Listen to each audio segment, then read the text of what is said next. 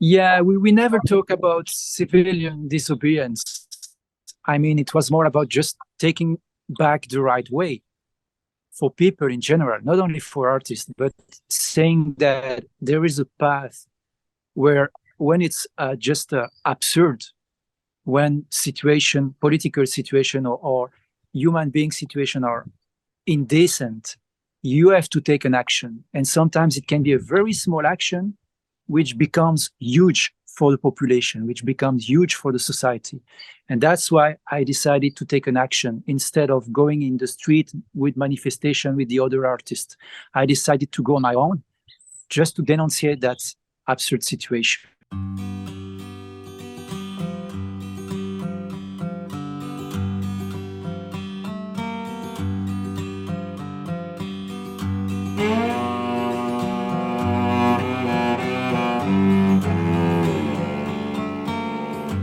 This is the podcast to restore your faith in humanity.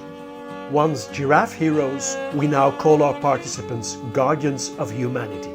Courageous, tireless workers for the common good. May each of them inspire you to follow in their tracks and contribute your own part to a just society and a healthy environment.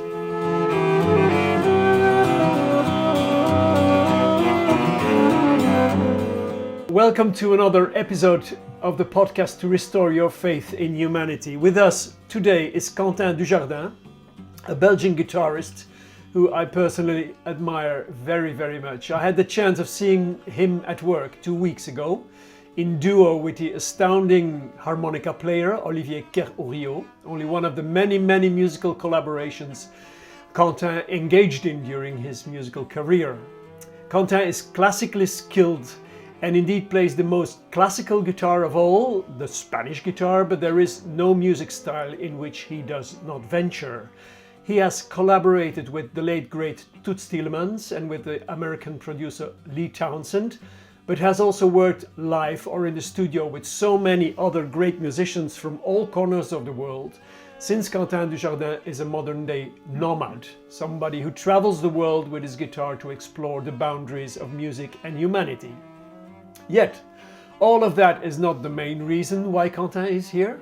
The fact that I am so proud to have him in our podcast has to do with the restrictions on public gatherings during the COVID-19 crisis. Deprived of his art for almost a year, Quentin Dujardin decided on February 14, 2021 to give a concert in a church, respecting the strict conditions imposed on worship. What followed was an incredible and Kafkaesque face-to-face with the authorities in order to objectively illuminate the legal absurdities on public citizenship and artistic expression. Good morning, Quentin Dujardin. Welcome to our podcast. Thank you for your invitation, Dimitri. So, how are you doing? I see that the sun is shining in the Côte Rose. Yes, I'm right now in Belgium at the house. I'm just coming back from Paris, and the sun is coming here. The sun is there for the almost very first time since 4th month, with gray sky. So it was a quite long time without light, and now it's lightful. So it's fantastic. Did you play many gigs in Paris? I was just in Paris for 4 days, just making some promotion for a new album. And so it was more radio live sessions or just meeting medias and a network for a website, promotion for music, magazines. And so it's always great to breathe a little with Paris. It's a city I really appreciate a lot. And is that a new album with Olivier Kerr-Ouriot? Yeah, it's around that new production we have done. We have released that album 2 months ago. It's called Serendipity, and it's a fantastic album, by the way, people. I have it. It plays on repeat here. Thank you. Yeah, it's very minimalistic. I mean, it's just a duo with a chromatic harmonica and an nylon guitar, or what we call classical guitar, basically Spanish guitar, whatever. And with also my baritone one. and it's just so light, so easy to make music with this guy. So it's a real pleasure to go further on with this project and to play gigs also coming in the next month. In 2021, your name was on the headlines of all newspapers and online news platforms because you defied the Belgian authorities. Suddenly, apart from being a musician, you became an activist on the political scene and a fighter for freedom of expression. Can you tell us a little bit about what happened then? Well, this is a quite long story, but basically, I was started playing guitar in a church when I was young, very young. I was like 6 years old or 7, I don't remember exactly. And I I was used to play the guitar in a church. And when I've heard during the COVID that the preacher can give the news to the to the people, immediately occurred for me to think, okay, I could maybe replace the man and play guitar instead of speaking with people. So I'm going to organize a concert replacing the guy, you know.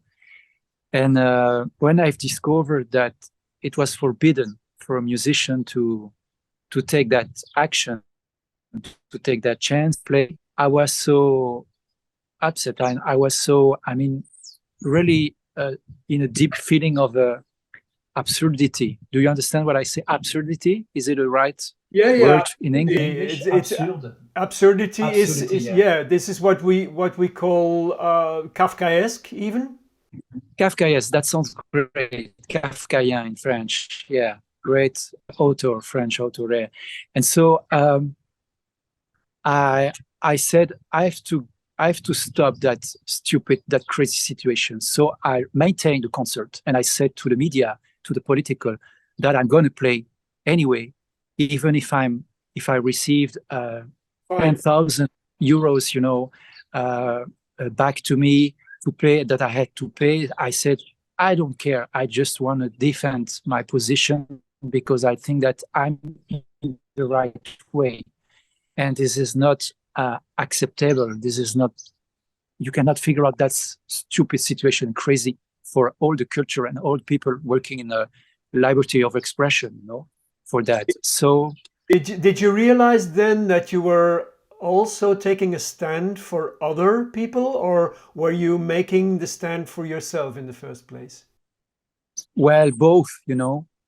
First of all, of course, because of my personal background, it was a real personal attitude, you know, because I've seen many artists in the street taking action, but just by manifestation. How do you call manifestation? Manifestation? Yeah. Yeah, and to me that sounds quite good, but not enough. So I really want to go above the red line. And so it's, I think it was necessary to stay with action. Stop. You have to stop stupidity, political stupidity. It's a fact. So to me, that sounds very natural to go there, and also with my courage. And then I realized that it was for all the artist community. I did it, you know. And of course, I was arrested after 2 minutes making music. And the scene, I mean, sounds like a bad movie, you know, because you can catch the video on YouTube. You can see how it was so stupid and absurd, you know, situation with a lot of journalists, medias in the church with 15 people and me playing the guitars, and it was like a circus, you know. And I just played, and then the police came in and they stopped me. And then of course, I was in the headlines for media, but I also decided to go against the state, against that government injustice. So also to give justice a chance instead of paying the fine, to stand up. Because you were fined with what is it, 12,000, 15,000 euros? Or Yeah, that was it was 12,000 euros. Yeah. so you decided not to pay so it. I decided to go to justice to say this is more absurd, this is more and more stupid, and I cannot accept that I have to fight for my rights, and so I decided to say also to the justice that our executive government has to share now the power with justice. So the justice realized that my case was very innovative. I mean, during the COVID, to say, yes, justice has to take back his own power. So that was why I was very also sustained by quite good persons who really understood the action and the intelligence of the action, just to denunciate the, well, we say in French, les deux poids, deux mesures. Different. Two weights, two measures. And the advocates, the lawyers that supported you, did they realize that you ventured on a path that we call civil disobedience? Yeah, we never talk about civilian disobedience. I mean, it was more about just taking back the right way for people in general, not only for artists, but saying that there is a path where when it's just absurd, when political situation or human being situation are indecent, you have to take an action. And sometimes it can be a very small action, which becomes huge for the population, which becomes huge for the society. And that's why I decided to take an action. Instead of going in the street with manifestation with the other artists, I decided to go on my own, just to denunciate that absurd situation. Okay, so you went to court. You went to court. What happened in court? I was, first of all, in première instance, we say in French, in justice. And of course, the justice president said, it was a woman, she said, of course, Mr. Dujardin, you have right.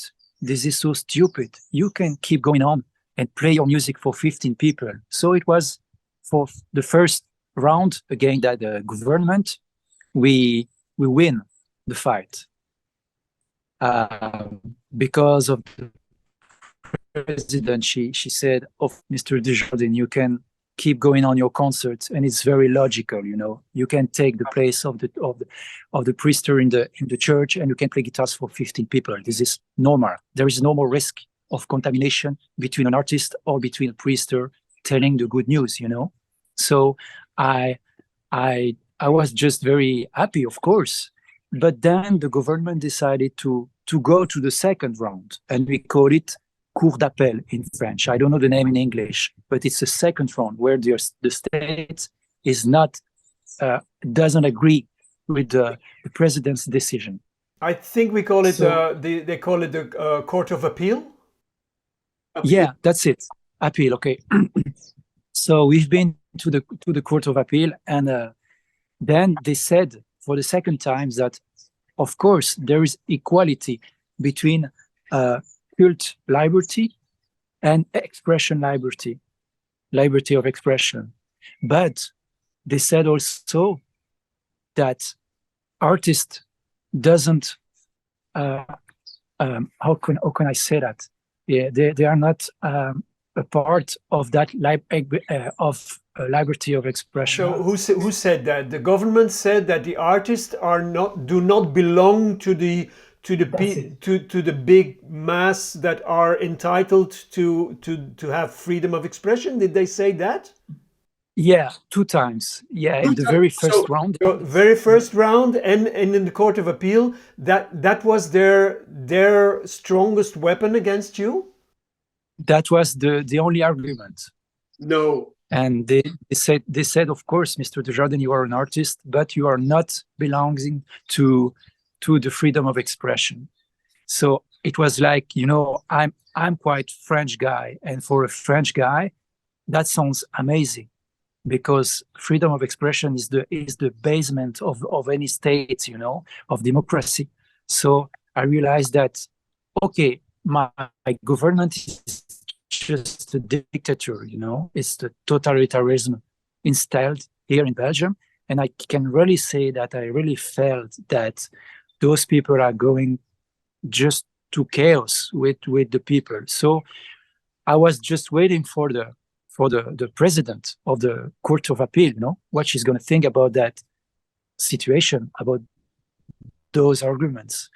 But of course, 3 weeks later, she decided to say, of course, Mr. Dujardin, you have right, because they are going crazy, you know, and you can keep going on your concerts, you can keep going on playing music for people, you can keep going on playing music for 15 people in the same setup than for a natural, you know, church Sunday. You know, it's like a very simple thing to figure out. So then I've played more than 80 concerts for 15 people during 2 months. I was playing 2 days, two times a day, you know, from Thursday to Sunday.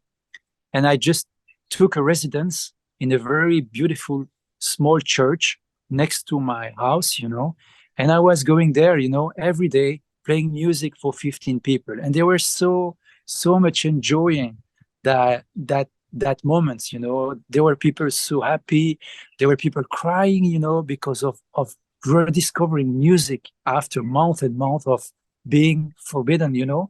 So that was a fantastic moment. I mean, and so I realized also finally that artists, of course, they are working for freedom of expression, but also they are a very important part of a political fight for that freedom of expression. And also because we have as artists, we have also a big power to take, you know.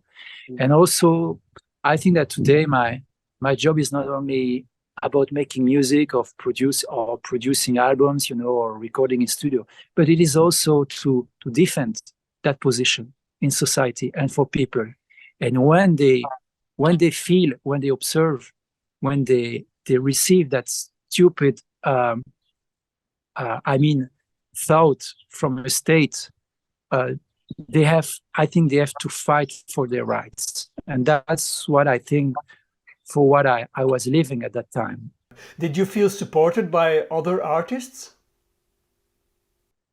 Well, I've received hundreds and hundreds of messages supporting me, you know. And what you have to know also is that decision in justice said that, of course, this judgment is also jurisprudence. I don't know the name in English. Jurisprudence. Yeah, I think so. It's a precedent. Yeah, precedent for other artists, and they can take an example from that to defend themselves. In fact, that's quite the same signification. And so I what was your question? Well, did you feel supported by other artists? Yeah, of course. And I've received a lot of messages. I've received also a lot of calls, calling with other artists and trying to explain them. Take your chance, guys. The door is open now, and just play for people, because the judgment say that if the police came back again, it's me that can give to the police 250 euros as what do you say, amende? A fine. Okay, that's the term. That's the name. It's I don't know. Fine. So you can fine the police with 250 euros Exactly. every time they try to arrest you playing music. Exactly. And it's written and it's in my pocket. Okay, and not only you, but if I take the harmonica and I play on the street and they arrest me, I can fine them for 250 euros. You can use that judgment to defend yourself, of course, because it's done for all artists. So Great. that's what the judgment said. Okay. And also what's in that story, the funny thing is that, you know, as you can see behind me, I'm living in a house in Condros. It's a region in Belgium, very beautiful one. And the particularity of the region is that we have gray stones. So this is gray stones, very strong stones. And I had a big box, a big, a lot of stones in my garden, I mean abundant from all works I've done before. And I've decided to build a stage in my garden and to prepare the next COVID period, if they stop music. So maybe I can show you right now the stage, if you want to see. It's just here behind. You call it the Eye of the Condrose, isn't it? L'œil du Condrose. Yeah. L'œil du Condrose. Yeah, that's the name of the stage. And here we organize a festival, guitar festival now. It's the second edition in next Augustus. And we organize also concerts for musicians. And it's kind of a culture centrum here, And yes, I'm just gonna try to show you. I don't know. Yeah. So the stage, do you see it? Well, I see part of it. I don't see the eye. Yeah, now I see it. Yeah, there is a hole. There is a hole in the middle, which is the eye for you, no? That's it. Yeah. Is it the there eye is of also. God? Sorry? Is it the eye of God? No, it's not exactly that. It's the eye of freedom. You can enter or you can go out. It's the eye of tolerance. It's the eye of acceptation of the others. So that's my one of my belief is that we exist because of the others, and we exchange information. When we play music, we are never alone. I take energy from behind me or above me and I transfer it. So I exist because of that energy, and it comes from the others. So the eye it's the meaning of a going in, out, energy is circulating. So that's the for me, the signification of that. The light can come in or come out. Because when your argument in court was that your music was a religion, I think that some people may have thought that, okay, here is an artist trying to win a rhetoric argument with some intelligent stuff about the correlation between music and religion. But for you, it's really that, huh? Music is your religion. Huh? Yeah, music is more than freedom of expression. It's my life, I believe that sound is the biggest, highest level of tolerance, because there is no words. You don't create separation with people, because the problem of words is that you create, when you pronounce something, you create separation. But music, you never create separation. This is a very important thing to understand. So that's why energy is circulating. When you practice music every day, you are, embodied with that feelings every time, So for me, sounds it's probably my most important religion. And religion, basically in Latin, that means religare. That means just link people, So that's what also I believe in. Music is a fantastic link to people. And Quentin, you come from a family of 6 children. You have 5 siblings, and you were all taught to play music at home. Your father is a lawyer, and I understand that he always wanted to become a musician. So he imposed his children to play music. How do you feel? How do you see that today? Because nowadays we feel that a lot of parents are a bit afraid to tell their children to do this or that. How do you look at that? Are you a father yourself? Yeah, of course. I got 3 kids. Do they play music? Yeah, they are quite young, but they are very sensitive with music. They love it. They love to dance already, They love to go with the rhythm and to sing sometimes something, So this is the very first approach with the sound, with music, rhythm, harmony. and action. And so, but your question was quite good because it's very actual, in fact, about should I have to oblige my children to practice something or something else, I think that it's important to propose and also to give possibilities to children to discover themselves. But I think the role of any adult is to pump the vibe, is to feel, to be aware of the vibe around you and try to keep the best vibe for your family and for your children. Try to propose them good, action, good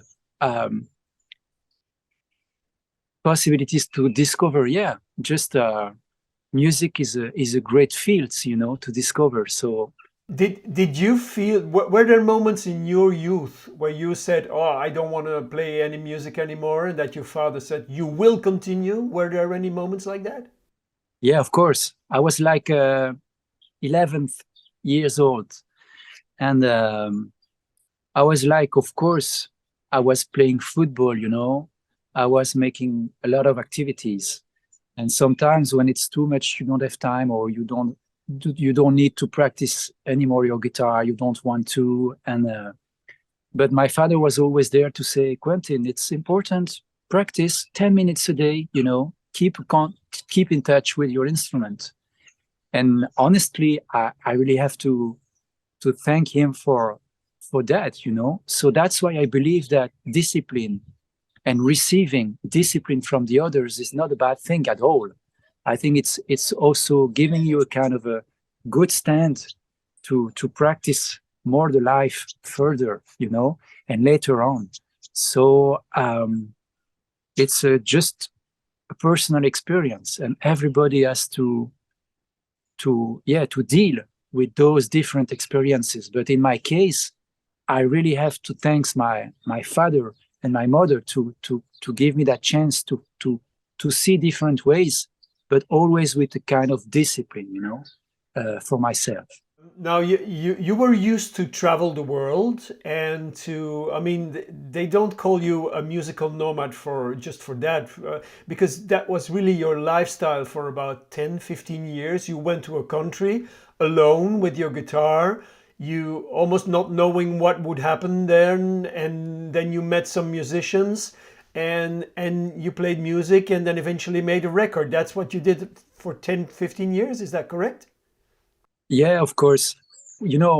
As I told you just before, my personal story with music was first of all very linked with schools, music schools, And when I was 20, I was very tired of music schools, I was like having big problems with sitting on a chair and listening to people telling me what you have to learn, what you have to study. So I decided to go in the street. For the very first time, I took a flight ticket to a gypsies country called Andalusia. In Spain. In Spain, yeah. And I was in the street there, trying to make connections with people without even speaking Spanish. So I realized from the very first time in Sevilla, when I came in that big city for the very first time, that so many doors were possibilities of opening the world right now. So when I really felt that those opportunities in front of me, I said, okay, I have to travel. And I did it for a decade, from Spain to Morocco, to Mali, to Madagascar, to Latin America, to India.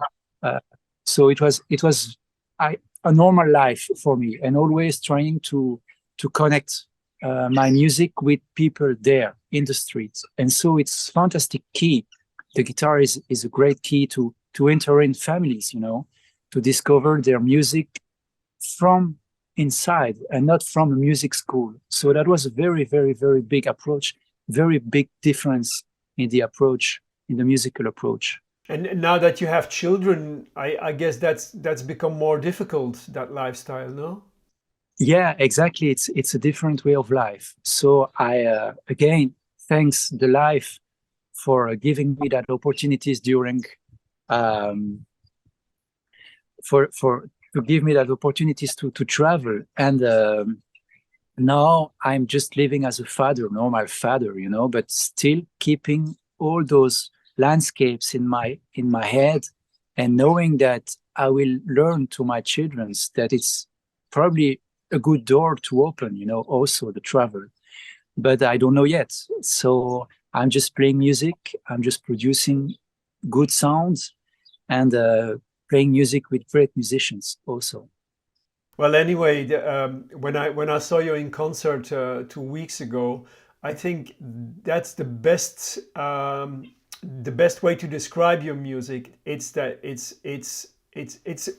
a continuity of landscapes, in which, of course, you often, since Olivier Kerrourio is from the Île de la Réunion, and some of the songs are also kind of musical descriptions of the island, where you feel the African vibe. But I think your music actually it makes me dream also. When I put it on, you saw that I play the harmonica myself.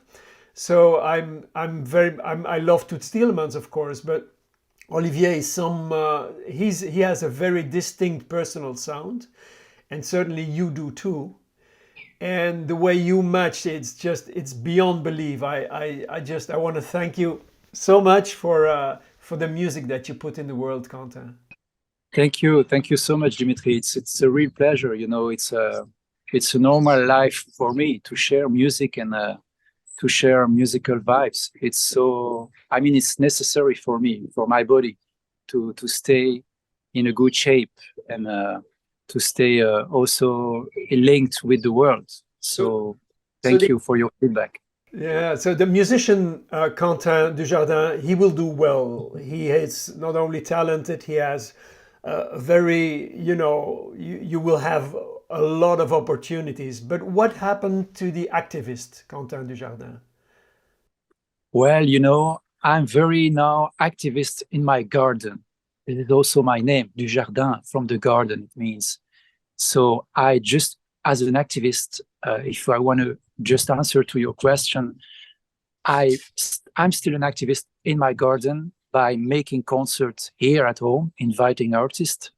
This is also behind me an artist residence where artists are coming here to work, to compose music, to write books, or working for screenplay, for cinema.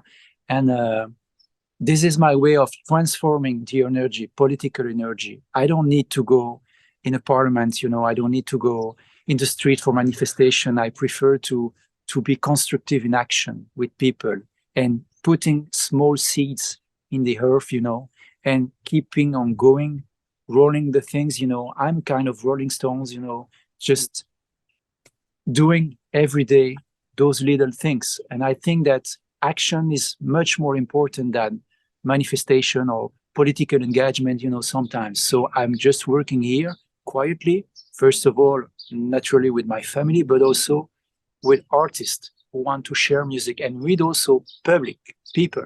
They are very welcome here in my garden. So my garden is a non-political place. I don't have any color, I just defend tolerance, sound, and no separation of people. That's I think quite courageous value today, because there are so many separation in the world. So just trying at your level, try to keep those links with people. I'm sure I can really respect it in my garden. So I protect that space, and it's a quite big job. Yeah. Well, with these words, I think we'll say goodbye, and I must thank you very much for not only for your word, for your presence, but also for the blue sky that you proposed to us. So thank you very much, Quentin Dujardin. And for our listeners, I hope you enjoyed this episode of the podcast To Restore Your Faith in Humanity. And I hope you will listen to us again and join us in a next episode. Thank you. Thank you, Dimitri. Bye-bye. Bye-bye.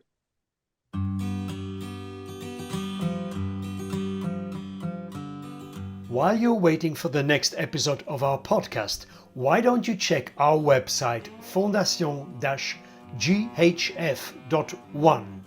You will find a lot of information, interesting thoughts and fascinating stories there.